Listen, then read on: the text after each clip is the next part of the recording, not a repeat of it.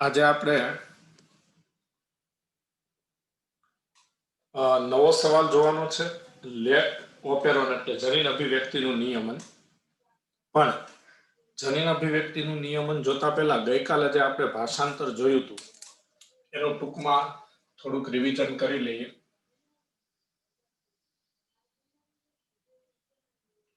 તો ગઈકાલે જે આપણે ભાષાંતરનો ટોપિક જોયો હતો એમાં એક વાત એ છે કે એમઆરએનએ છે એમાં ભાષાંતરણ એકમ હોય છે.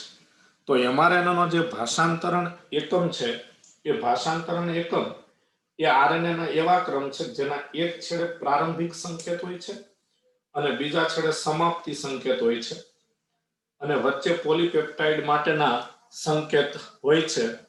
તો તેને ભાષાંતરણ એકમ કહેવામાં આવે છે. અહીંયા આકૃતિમાં આપણે જોઈ શકીએ છીએ આ એમઆરએનએ છે 5-2 આ 3 છેડા તરફ. તો આ એમઆરએનએ છે એમાં સમજો કે આ એયુજી એટલે મિથિયોનિન માટેનો જનીન સંકેત એટલે આ પ્રારંભિક સંકેત. પછી અહીંયા આ યુએ એટલે સમાપ્તિ સંકેત,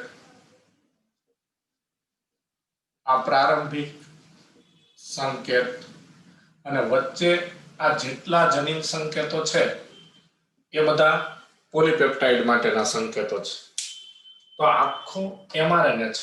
આ એમઆરએનએ પ્રોટીનનું સંશ્લેષણ કરે છે એટલે આ એમઆરએનએ ભાષાંતરણ એકમ કહેવાય. તો એમઆરએનએ પર ભાષાંતરણ એકમ એટલે એમઆરએનએ એ ભાષાંતરણ એકમ ધરાવે છે. આ ભાષાંતરણ એકમ એટલે એવો ભાગ કે જેના એક છેડે પ્રારંભિક સંકેત હોય, બીજા છેડે સમાપ્તિ સંકેત હોય અને વચ્ચે પોલીપેપ્ટાઇડ શૃંખલા માટેના સંકેત હોય. વચ્ચે પોલીપેપ્ટાઇડ શૃંખલા માટેના સંકેત હોય. એટલે અહીંયા સૌપ્રથમ મિથિયોનિન ગોઠવાય, પછી એની બાજુમાં બીજો એમિનો એસિડ ગોઠવાય. આ રીતે એક પછી એક એમિનો એસિડ ગોઠવાતા જાય અને જ્યારે તે સમાપ્તિ સંકેત પાસે પહોંચે ત્યારે સમાપ્તિ સંકેત તો કોઈ એમિનો એસિડ દર્શાવતા નથી એટલે પોલીપેપ્ટાઇડની શૃંખલા બનવાનું કાર્ય સમાપ્ત થાય એટલે આ પોલીપેપ્ટાઇડની શૃંખલા બને. ઓકે, એક શબ્દ બીજો લઈ કે આ એમઆરએનએ પર પ્રારંભિક સંકેત, પોલીપેપ્ટાઇડ શૃંખલાના સંકેતો અને સમાપ્તિ સંકેત સિવાયના પણ કેટલાક એવા ભાગ હોય છે કે જે પ્રોટીન સંશ્લેષણમાં ભાગ લેતા નથી. પ્રોટીન સંશ્લેષણમાં ભાગ ન લેતા હોય એવા એમઆરએનએમાં કેટલાક વધારાના નાઇટ્રોજન બેઝના ક્રમ હોય છે એ ભાષાંતરિત થતા નથી, જેમને ભાષાંતર રહિત વિસ્તાર કહેવાય છે. ઇંગ્લિશમાં અનટ્રાન્સલેટેડ રેઝિન્સ કહેવાય છે. તો એમઆરએનએ પર કેટલાક એવા પણ ભાગ હોય છે કે જે ભાષાંતર રહિત વિસ્તાર છે એટલે કે ભાષાંતરમાં ભાગ લેતા નથી. દાખલા તરીકે આ 5' છેડા પાસે આ જે પ્રારંભિક સંકેત એયુજી છે એનાથી આગળનો આટલો ભાગ અને સમાપ્તિ સંકેત છે ત્યાંથી આ આટલો ભાગ, આ જે ભાગ છે એ યુટીઆરએસ છે. યુટીઆરએસ એટલે અનટ્રાન્સલેટેડ રેઝિન્સ, બરાબર. યુટીઆરએસ અનટ્રાન્સલેટેડ રેઝિન્સ એટલે યુટીઆરએસ ભાષાંતર રહિત વિસ્તાર. ભાષાંતર રહિત, બરાબર. તો ભાષાંતર રહિત વિસ્તાર અનટ્રાન્સલેટેડ રેઝિન્સ, ભાષાંતર રહિત વિસ્તાર યુટીઆરએસ એ પ્રારંભિક સંકેત જે આવેલો એટલે કે 5' છેડા પાસે પ્રારંભિક સંકેત થી આગળ હોય છે. આ પ્રારંભિક સંકેત છે, આ 5' છેડો છે. તો 5' છેડા પર આ યુટીઆરએસ પ્રારંભિક સંકેત થી આગળ હોય અને 3' છેડા તરફ આ યુટીઆરએસ સમાપ્તિ સંકેત પછી હોય. ઓકે, હવે આપણે એ વાત પણ કાલે જોઈ ચૂક્યા કે પ્રારંભ માટે રિબોઝોમ mRNA ના પ્રારંભિક સંકેત AUG સાથે જોડાય છે. એટલે અહીંયા તમે જોઈ શકો છો કે હંમેશા મિથિયોનિન એમિનો એસિડ થી પ્રોટીન સંશ્લેષણનો પ્રારંભ થાય. એટલે પ્રારંભિક સંકેત AUG છે. ત્યાં સૌ પ્રથમ આ મિથિયોનિન નામનો એમિનો એસિડ ગોઠવાય છે. ત્યાર પછી tRNA બીજા એમિનો એસિડને લઈ અને રિબોઝોમ પર આવે છે. તો tRNA આ બીજા એમિનો એસિડને લઈને રિબોઝોમ પર આવે છે. આ બંને એમિનો એસિડ, આ પહેલો એમિનો એસિડ, આ બીજો એમિનો એસિડ, બંને એકબીજા સાથે પેપ્ટાઇડ બંધથી જોડાય છે. પછી રિબોઝોમ આ 3' છેડા તરફ એક જનીન સંકેત જેટલું અંતર ખસી જાય છે. કાલે પણ આપણે આ વાત કરી હતી કે પ્રથમ એમિનો એસિડ મિથિયોનિન આવી જાય, ત્યાર પછી બીજો એમિનો એસિડ તેના tRNA દ્વારા આવે. આ બંને એમિનો એસિડ એકબીજા સાથે પેપ્ટાઇડ બંધથી જોડાઈ જાય. બંને એમિનો એસિડ એકબીજા સાથે પેપ્ટાઇડ બંધથી જોડાઈ જાય પછી રિબોઝોમ 3' છેડા તરફ, એટલે આ બાજુ એક જનીન સંકેત જેટલું અંતર ખસી જાય. 3' છેડા તરફ એક જનીન સંકેત જેટલું અંતર ખસી જાય. ઓકે, ત્યાર પછી દરેક એમિનો એસિડ એક પછી એક પોતપોતાના ચોક્કસ tRNA દ્વારા આવતા જાય, પેપ્ટાઇડ બંધથી જોડાતા જાય.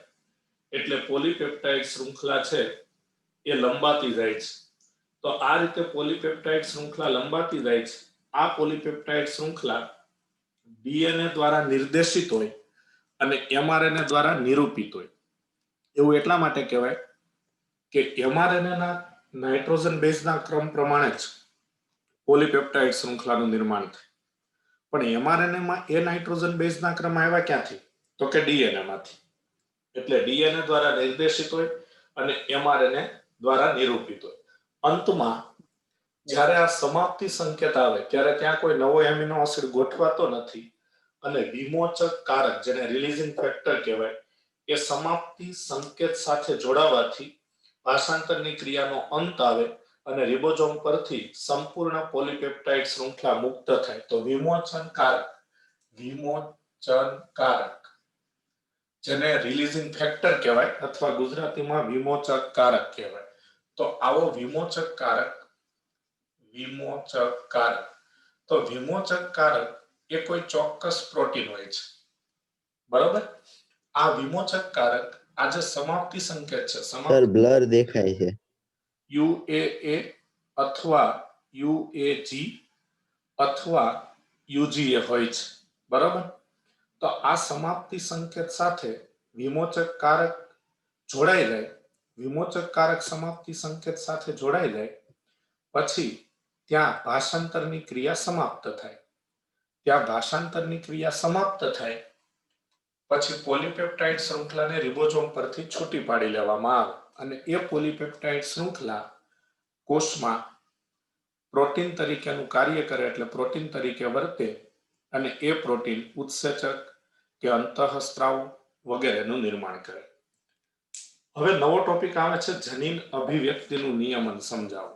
તો જનીન અભિવ્યક્તિનું નિયમન છે એમાં પહેલા આપણે એની ચર્ચા કરી લેશું કે જનીન અભિવ્યક્તિનું નિયમન એટલે શું? જનીન અભિવ્યક્તિનું નિયમન એટલે શું? જનીન અભિવ્યક્તિના નિયમન વિશે ટૂંકમાં સમજાવો. જનીન અભિવ્યક્તિના નિયમન વિશે ટૂંકમાં સમજાવો. જનીન અભિવ્યક્તિના નિયમન વિશે ટૂંકી માહિતી આપો. બરાબર? માહિતી આપો. તો જનીન અભિવ્યક્તિના નિયમન વિશે માહિતી આપો. તો આપણે અત્યાર સુધી આ છેલ્લા કેટલાક સવાલ જોયા એમાં આપણે એવું જોયું કે ભાઈ DNA દ્વારા mRNA નું સંશ્લેષણ થાય, mRNA રિબોઝોમ પર આવે એટલે રિબોઝોમ પર પોલીપેપ્ટાઇડ શૃંખલાનું નિર્માણ થાય અને એ પોલીપેપ્ટાઇડ શૃંખલા છે, બરાબર, એ પ્રોટીન તરીકે વર્તે. બરાબર છે?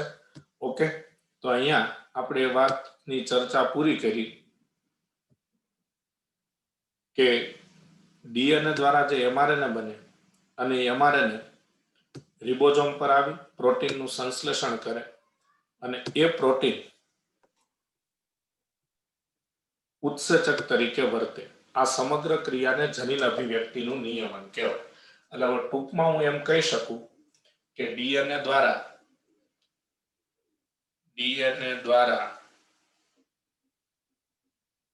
એમઆરએનએ નું સંશ્લેષણ થાય, પણ એમઆરએનએ પોલીપેપ્ટાઇડ શૃંખલાનું સંશ્લેષણ કરે. તો ડીએનએ દ્વારા, ડીએનએ એટલે જનીન જ છે, એટલે જનીન દ્વારા પોલીપેપ્ટાઇડનું સંશ્લેષણ થાય. પોલીપેપ્ટાઇડનું સંશ્લેષણ થાય. તો જનીન દ્વારા પોલીપેપ્ટાઇડનું સંશ્લેષણ થાય. એટલે જનીન એટલે ડીએનએ. જનીન એ ડીએનએ નો કોઈ ચોક્કસ ભાગ છે, બરોબર? તો જનીન એટલે કે ડીએનએ દ્વારા પોલીપેપ્ટાઇડનું સંશ્લેષણ થાય, બરોબર? તેને જનીન અભિવ્યક્તિનું નિયમન અથવા તેને જનીનનું કાર્ય કહેવાય. તેને જનીનનું કાર્ય કહેવાય. જનીનનું કાર્ય કહેવાય.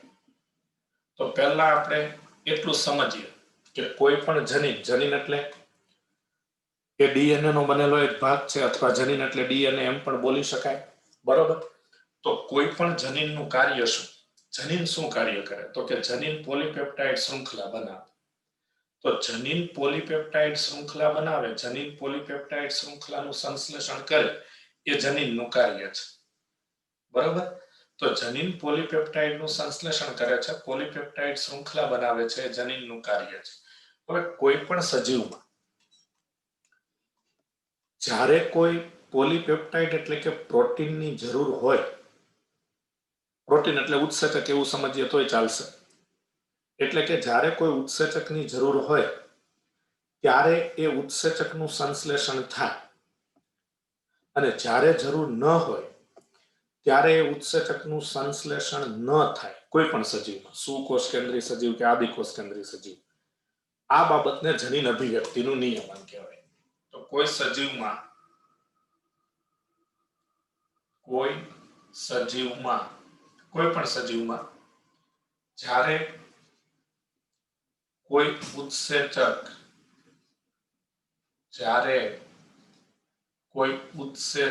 ઉત્સેચક એટલે પ્રોટીન એવું પણ આપણે કહી શકીએ, કારણ કે દરેક ઉત્સેચક શેના બનેલા છે? પ્રોટીનના. તો કોઈ સજીવમાં જ્યારે કોઈ ઉત્સેચક એટલે કે પ્રોટીનની જરૂર હોય,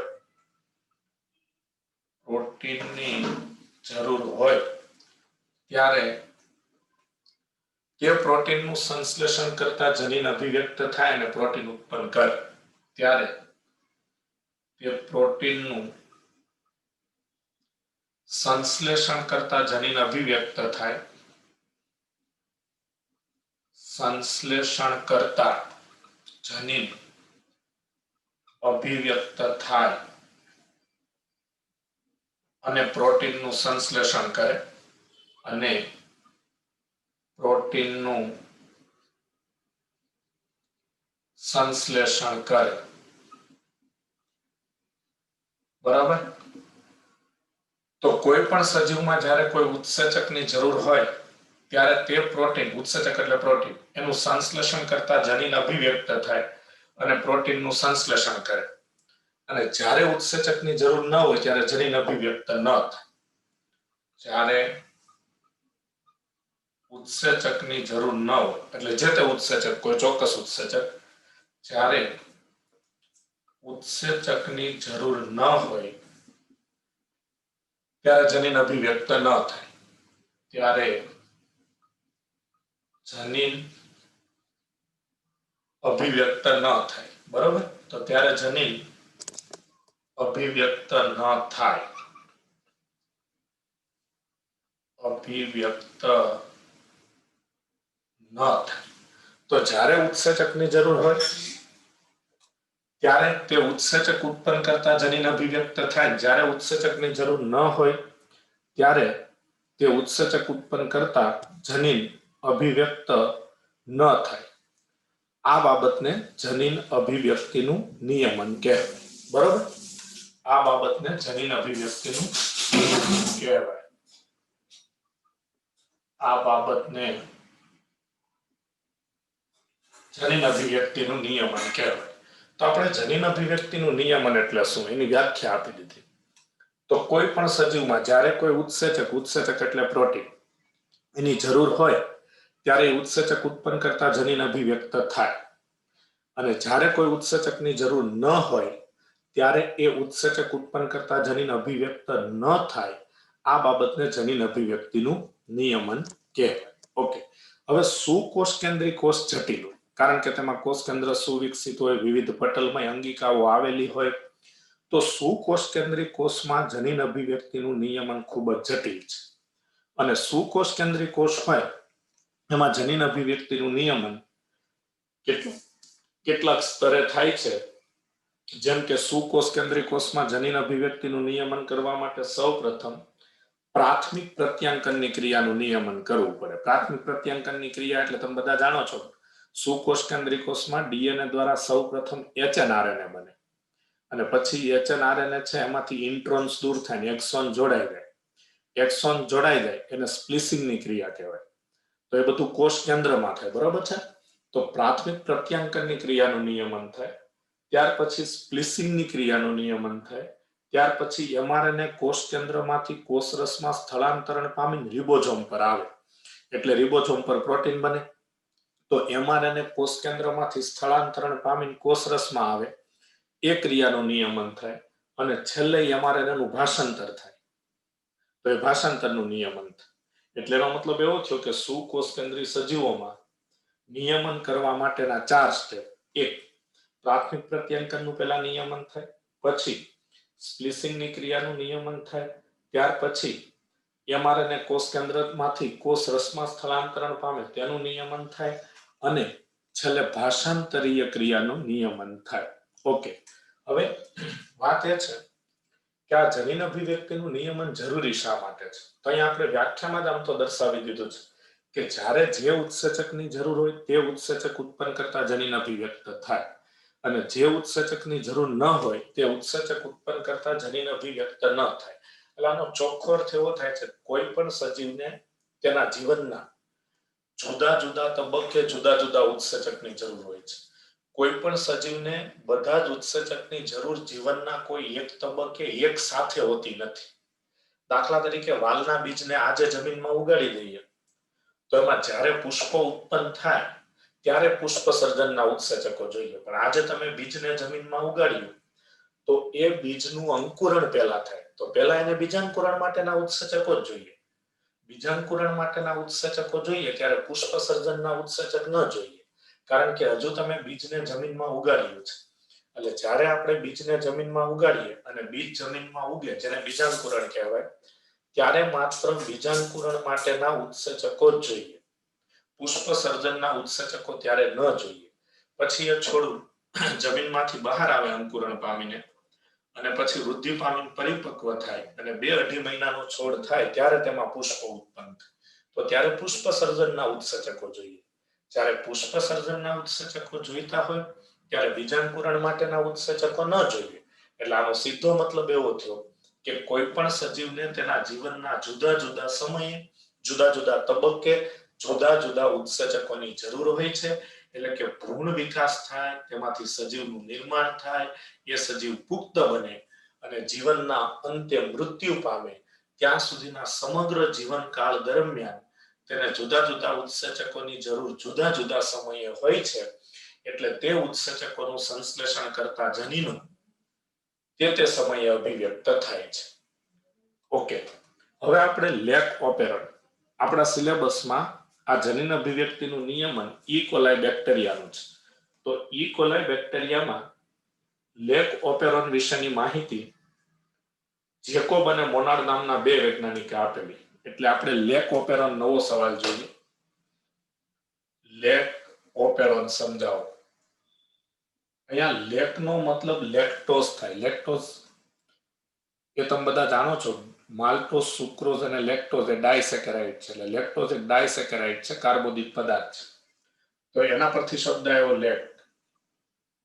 લેક ઓપેરિન સમજાવો,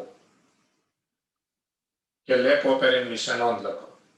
તો લેક ઓપેરોનની સ્પષ્ટ માહિતી બે વૈજ્ઞાનિકો જેકોબ, એનું પૂરું નામ હતું ફ્રાન્કોઇસ જેકોબ, અને બીજા એક જીવ રસાયણ શાસ્ત્રી હતા જેક્વે મોનાર.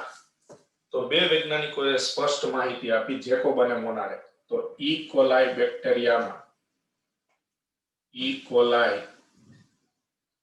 બેક્ટેરિયામાં બરાબર જેકોબ અને મોનારે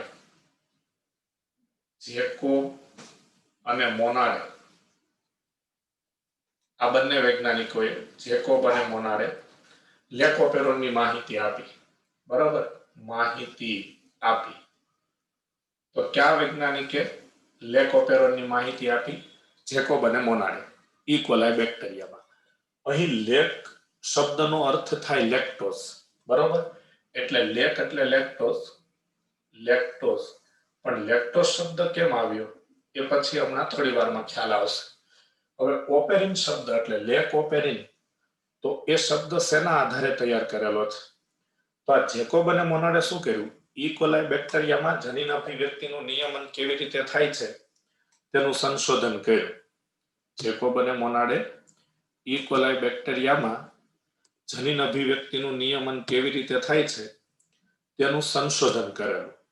હવે તેનું સંશોધન કરવા માટે સૌ પ્રથમ જેકોબ અને મોનારે શું કર્યું કે ઈ કોલાઈ બેક્ટેરિયા જે હતા એ ઈ કોલાઈ બેક્ટેરિયાનું ડીએનએ તેના કોષમાંથી કાઢી લીધું. તો ઈ કોલાઈ બેક્ટેરિયાનું ડીએનએ તેના કોષમાંથી કાઢી લીધું અને પછી ચેક કરવામાં આવ્યું કે ઈ કોલાઈ બેક્ટેરિયાના ડીએનએમાં કયા કયા જનીન હોય છે. તો જેકોબ અને મોનારને ખ્યાલ આવ્યો કે ઈ કોલાઈ બેક્ટેરિયાના ડીએનએમાં આ ઈ કોલાઈ બેક્ટેરિયાનું ડીએનએ છે. બરાબર, તો આ ઈ કોલાઈ બેક્ટેરિયાના ડીએનએમાં કયા કયા જનીન છે? તો આ એક જનીન સ્મોલ આઈ છે.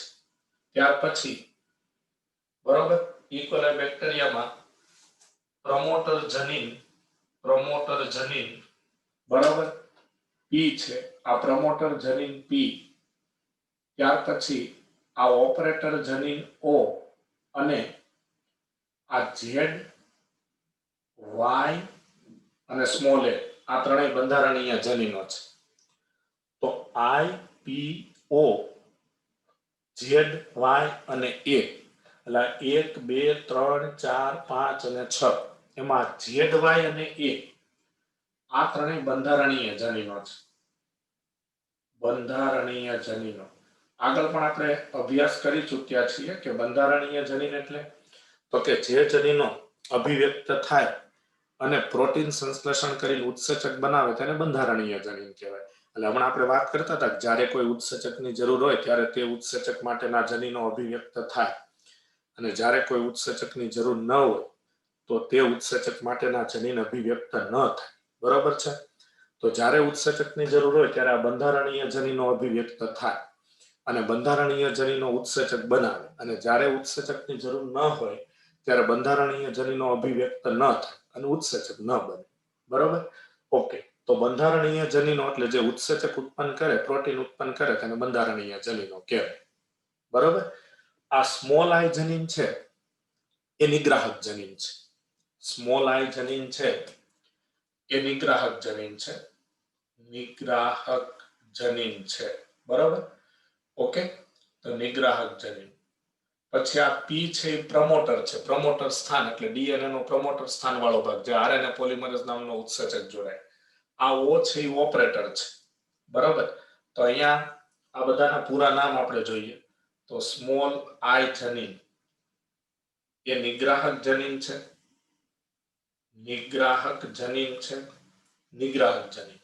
પછી આ પી છે એ પ્રમોટર છે, એટલે પ્રમોટર સ્થાન એટલે ડીએનએ નો એવો ભાગ કે જ્યાં પ્રત્યાંકન સમયે આરએનએ પોલિમરેઝ નામનો ઉત્સેચક જોડાય. અને ઓ છે એ ઓપરેટર જનીન છે. એને ઓપરેટર સ્વિચ પણ કહેવામાં આવે છે. ઓપરેટર જનીનને ઓપરેટર સ્વિચ પણ કહેવામાં આવે છે. ઓકે, તો આઈપીઓ, ઝેડ, વાય અને આ બધા જ ઘટકો ધરાવતા ડીએનએ ને લેકોપેરોન કહેવાય છે. તો લેકોપેરોન એટલે શું? તો લેકોપેરોન એટલે ઈ કોલાઈ બેક્ટેરિયાના ડીએનએમાં જ્યાં આઈ, પી, ઓ, ઝેડ, Y અને A જેવા જનીનો આવેલા હોય તે ભાગને લેક ઓપેરોન કહેવામાં આવે છે. શું કહેવામાં આવે છે? લેક ઓપેરોન કહેવામાં આવે છે. હવે કઈ રીતે ઇકોલાઈ બેક્ટેરિયામાં જનીન અભિવ્યક્તિનું નિયમન થાય, તો હવે આપણે એ ઉદાહરણ દ્વારા સમજી લઈએ એટલે ટોપિક પૂરો થાય. બહુ ધ્યાનથી સમજજો. એ વાત પહેલા હજુ એકવાર રિપીટ કરી લઈએ કે જ્યારે કોઈ ઉત્સેચકની જરૂર હોય તો ત્યારે તે ઉત્સેચક માટેના જનીન અભિવ્યક્ત થાય, અને જ્યારે કોઈ ઉત્સેચકની જરૂર ન હોય ત્યારે તે જનીન માટે તે ઉત્સેચક માટેના જનીન અભિવ્યક્ત ન થાય. આ બાબતને જનીન અભિવ્યક્તિનું નિયમન કહેવામાં આવે છે. તો જ્યારે ઉત્સેચકની જરૂર હોય ત્યારે તે ઉત્સેચક માટેના જનીન અભિવ્યક્ત થાય, જ્યારે ઉત્સેચકની જરૂર ન હોય ત્યારે તે ઉત્સેચક માટેના જનીન અભિવ્યક્ત ન થાય. આ બાબતને જનીન અભિવ્યક્તિનું નિયમન કહેવાય છે. તો એ કઈ રીતે ઇકોલાઈમાં જેકોબ અને મોનાડે નક્કી કર્યું કે ક્યારે ઇકોલાઈ બેક્ટેરિયામાં જનીન અભિવ્યક્ત થશે અને ક્યારે અભિવ્યક્ત નહીં થાય, તો એ સમજવું બહુ સિમ્પલ છે. તો જુદા જુદા પ્રયોગો કરેલા જેકોબ અને મોનાડે. તો સૌપ્રથમ પ્રયોગ શું કરેલો? તો સૌપ્રથમ પ્રયોગ એમણે ઇકોલાઈ બેક્ટેરિયાને ગ્લુકોઝના દ્રાવણમાં રાખેલા. ઇકોલાઈ બેક્ટેરિયાને ગ્લુકોઝના દ્રાવણમાં રાખેલા. બરાબર? તો સૌપ્રથમ પ્રયોગમાં ઇકોલાઈ બેક્ટેરિયાને ગ્લુકોઝના દ્રાવણમાં રાખેલા. તો ત્યારે જનીન અભિવ્યક્તિનું નિયમન ન થયું. કેમ ન થયું? તો એનું રીઝન તો આપણી પાસે ઓલરેડી છે જ કે ગ્લુકોઝ છે એ મોનોસેકેરાઇડ છે. મોનોસેકેરાઇડ એટલે સૌથી સરળ કાર્બોદિત પદાર્થ. આપણે એ પણ જાણીએ છીએ કે કોઈ પણ સજીવ માટે ગ્લુકોઝ એક ઉર્જાનો સ્ત્રોત છે, સ્વાસ્થ્ય પદાર્થ છે કે જેનું જારક શ્વસન થાય અને એટીપી સ્વરૂપે શક્તિ મુક્ત થાય છે. તો ગ્લુકોઝ તો સૌથી સરળ કાર્બોદિત પદાર્થ છે, મોનોસેકેરાઇડ છે એટલે ગ્લુકોઝનું જારક શ્વસન સીધું જ થાય. ગ્લુકોઝનો સીધો જ જારક શ્વસનમાં ઉપયોગ થાય, પરંતુ ગ્લુકોઝનું પાચન કરવું પડે નહીં. બરોબર છે? એટલે જ્યારે ઇકોલાઈ બેક્ટેરિયાને ગ્લુકોઝના દ્રાવણમાં રાખ્યા ત્યારે જનીન અભિવ્યક્તિ થઈ નહીં, ઉત્સેચકો ઉત્પન્ન ન થયા, કારણ કે ગ્લુકોઝ સૌથી સરળ પદાર્થ છે એટલે ગ્લુકોઝનો કોષમાં સીધો જ ઉપયોગ થાય, પરંતુ તેનું પહેલા પાચન કરવું ન પડે. પાચન ન કરવું પડે એટલે ઉત્સેચકની જરૂર ન પડે, એટલે જનીનો અભિવ્યક્ત ન થાય. ઓકે, તો ત્યારે જનીનો અભિવ્યક્ત ન થાય તો એના માટે આ જે આખો લેક ઓપેરોન છે, આ આખો વિભાગ લેક ઓપેરોન છે, એમાં કઈ રીતે જનીનો અભિવ્યક્ત ન થાય, મતલબ એમાં શું ક્રિયા થાય જનીનો અભિવ્યક્ત ન થાય? તો સૌ પ્રથમ આ જનીન આય છે ને, એ આ એમઆરએનએ ઉત્પન્ન કરે. અને નિગ્રાહક એમઆરએનએ કહેવાય. નિગ્રાહક એમઆરએનએ કહેવાય. નિગ્રાહક એમઆરએનએ કહેવાય. તમે બધા જાણો છો કે કોઈ પણ જનીન હોય, જનીન એટલે ડીએનએ, એ પહેલા એમઆરએનએ ઉત્પન્ન કરે પછી એમઆરએનએ પ્રોટીન બનાવે. પછી આ નિગ્રાહક એમઆરએનએ નિગ્રાહક પ્રોટીન ઉત્પન્ન કરે. એટલે આ નિગ્રાહક પ્રોટીન છે. નિગ્રાહક પ્રોટીન છે. આ એમઆરએનએ નિગ્રાહક પ્રોટીન ઉત્પન્ન કરે. ઓકે, આ નિગ્રાહક પ્રોટીન આ ઓપરેટર સ્થાન કે ઓપરેટર જનીન સાથે જોડાયેલ, એટલે આ નિગ્રાહક પ્રોટીન અહીંયા આ જે ઓપરેટર સ્થાન છે તેની સાથે જોડાઈ જાય. તો આ ઓપરેટર સ્થાન સાથે જોડાઈ ગયો. ઓપરેટર સ્થાન સાથે નિગ્રાહક પ્રોટીન, આ નિગ્રાહક પ્રોટીન એ જોડાઈ જાય એટલે ઓપરેટર સ્થાન બ્લોક થઈ જાય અથવા ઓપરેટર સ્વિચ ઓફ થઈ જાય. બરોબર? ઓપરેટર સ્વિચ ઓફ થઈ જાય કે ઓપરેટર સ્થાન બ્લોક થઈ જાય કારણ કે આ નિગ્રાહક પ્રોટીન ત્યાં જોડાઈ ગયું. એટલે આરએનએ પોલિમરેઝ નામનો ઉત્સેચક, આરએનએ પોલિમરેઝ નામનો ઉત્સેચક આ પ્રમોટર સ્થાન સાથે જોડાઈ શકે નહીં. આરએનએ પોલિમરેઝ નામનો ઉત્સેચક પ્રમોટર સ્થાન સાથે ન જોડાઈ શકે એટલે આ ઝેડ, વાય અને એ આ ત્રણેય બંધારણીય જનીનો છે તેનું પ્રત્યાંકન ન થાય. એટલે કે આ ત્રણેય બંધારણીય જનીનો દ્વારા એમઆરએનએ ન બને. એમઆરએનએ ન બને એટલે પ્રોટીન ન બને. પ્રોટીન ન બને એટલે ઉત્સેચક ન બને. એટલે જનીન અભિવ્યક્તિ થઈ નહીં. ઓકે, જનીનો અભિવ્યક્ત ન થયા. કયા? બંધારણીય જનીનો. અને જરૂર પણ નહોતી, કારણ કે ઇકોલાઈને શેમાં રાખવામાં આવ્યા હતા? ગ્લુકોઝના દ્રાવણમાં. ગ્લુકોઝનો તો સીધો ઉપયોગ થાય એટલે ગ્લુકોઝનું પાચન ન કરવું પડે અને એટલે ઉત્સેચકોની જરૂર પડે નહીં. બરાબર? ઓકે, ત્યાર પછીના પ્રયોગમાં આમણે શું કર્યું? તો ત્યાર પછીના પ્રયોગમાં ઇકોલાઈ બેક્ટેરિયાને લેક્ટોઝના દ્રાવણમાં રાખવામાં આવ્યા. લેક્ટોઝ અથવા તેનો સમઘટક એલોલેક્ટોઝ એટલે તો નામ પડ્યું છે લેક ઓપેરોન. બરોબર. તો ત્યાર પછી બીજા પ્રયોગમાં ઇકોલાઈ બેક્ટેરિયાને લેક્ટોઝના દ્રાવણમાં રાખવામાં આવ્યા.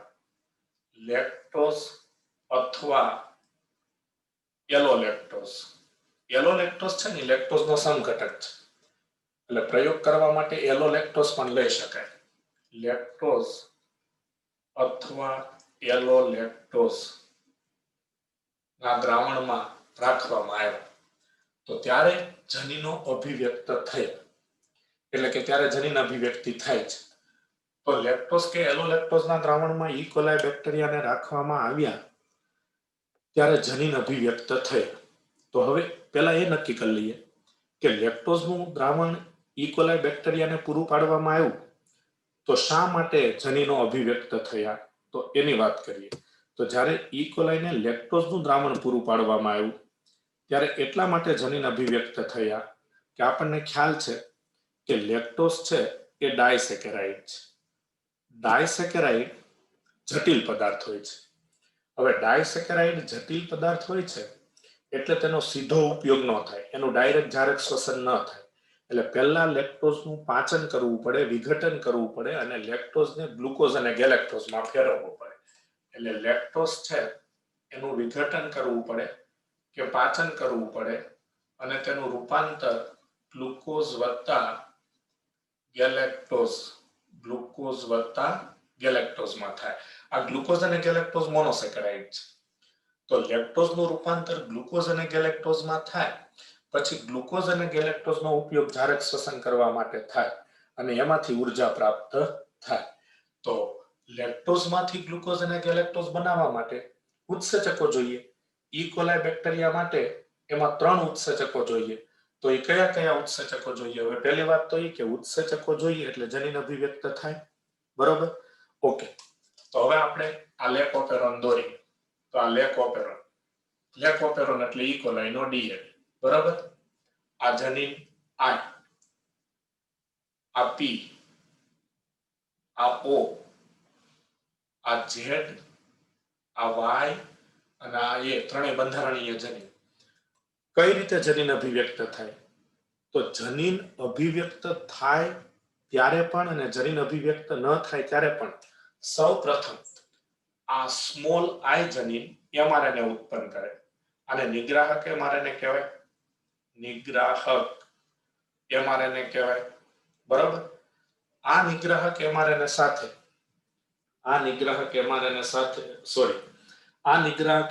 નિગ્રાહક પ્રોટીન ઉત્પન્ન કરે. એટલે બોલો, આ થયું નિગ્રાહક પ્રોટીન. તો આ નિગ્રાહક એમઆરએનએ નિગ્રાહક પ્રોટીન ઉત્પન્ન કરે. બરાબર. નિગ્રાહક પ્રોટીન ઉત્પન્ન કરે. હવે શેમાં રાખેલા છે ઇકોલાઈ બેક્ટેરિયાને? લેક્ટોઝના દ્રાવણમાં. બરાબર છે. લેક્ટોઝનું વિઘટન કરીને ગ્લુકોઝ અને ગેલેક્ટોઝ બનાવવા પડે. તો લેક્ટોઝના અણુ ઇકોલાઈના કોષમાં દાખલ થાય. લેક્ટોઝના અણુ ઇકોલાઈના કોષમાં દાખલ થાય એટલે તરત જ ઇકોલાઈના કોષમાં દાખલ થયેલ લેક્ટોઝના અણુ, આ લેક્ટોઝનો અણુ છે.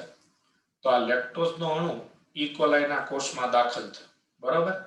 તો આ લેક્ટોઝનો અણુ ઇકોલાઈના કોષમાં દાખલ થઈ અને આ લેક્ટોઝ આ નિગ્રાહક પ્રોટીન સાથે જોડાઈ જાય. તો આ નિગ્રાહક પ્રોટીન સાથે આ લેક્ટોઝ જોડાઈ ગયો. બરાબર. જેવો લેક્ટોઝનો અણુ આ નિગ્રાહક પ્રોટીન સાથે જોડાઈ જાય એટલે નિગ્રાહક પ્રોટીન નિષ્ક્રિય થઈ જાય. નિગ્રાહક પ્રોટીન નિષ્ક્રિય થાય. બરાબર. તો લેક્ટોઝનો અણુ નિગ્રાહક પ્રોટીન સાથે જોડાઈ જાય એટલે નિગ્રાહક પ્રોટીન નિષ્ક્રિય થાય. નિગ્રાહક પ્રોટીન નિષ્ક્રિય થઈ જાય એટલે હવે નિગ્રાહક પ્રોટીન ઓપરેટર જનીન સાથે જોડાઈ શકે નહીં. ઓપરેટર જનીન સાથે ન જોડાઈ શકે એટલે ઓપરેટર સ્વિચ ઓન થાય. ઓપરેટર સ્વિચ ઓન થાય એટલે આરએનએ પોલિમરેઝ નામનો ઉત્સેચક, આરએનએ પોલિમરેઝ નામનો ઉત્સેચક છે. RNA polymerase.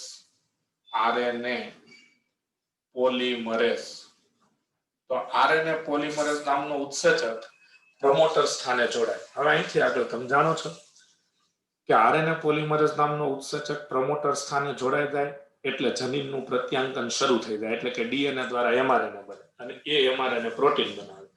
તો 3 જનીન દ્વારા સૌ પ્રથમ આ 3 જનીન દ્વારા બરોબર એમઆરએનએ બને એટલે આ એમઆરએનએ આને લેક એમઆરએનએ કહેવાય. લેક્ટોઝ, અહીંયા લેકનો અર્થ લેક્ટોઝ થાય છે. પહેલા જ આપણે વાત કરી દીધી, લેક એટલે લેક્ટોઝ બરોબર.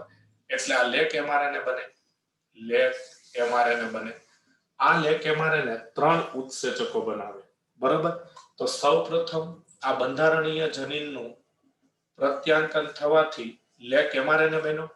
હવે આ બંધારણીય જનીન ઝેડ છે, આ ઝેડ એ બીટા ગેલેક્ટોસાઇડેસ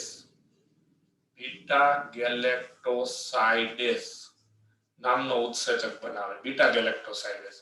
પછી આ બંધારણીય જનીન વાય છે એ પરમીએઝ નામનો ઉત્સેચક બનાવે અને આ જે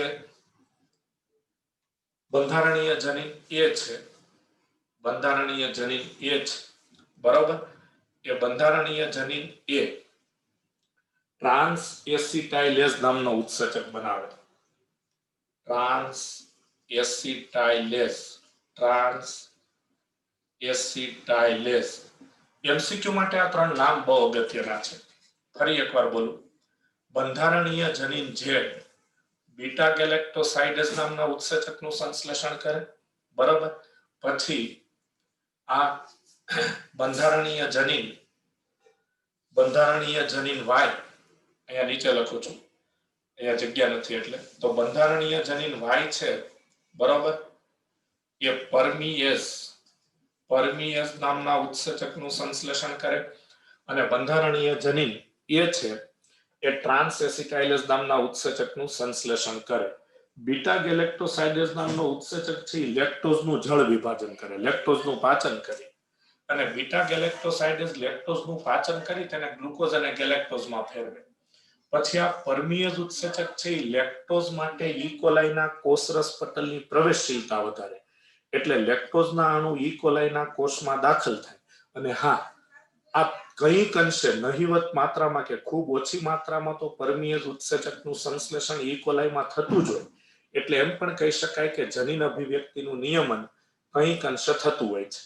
અને છેલ્લી એક વાત કે અહીં નિગ્રાહક પ્રોટીન એ જનીન અભિવ્યક્તિનું નિયમન અટકાવે છે, એટલે આવા જનીન અભિવ્યક્તિના નિયમનને નકારાત્મક નિયમન કહેવાય છે. નકારાત્મક નિયમન કહેવાય છે. તો શા માટે નકારાત્મક નિયમન કહેવાય છે? તો કે જનીન અભિવ્યક્તિનું નિયમન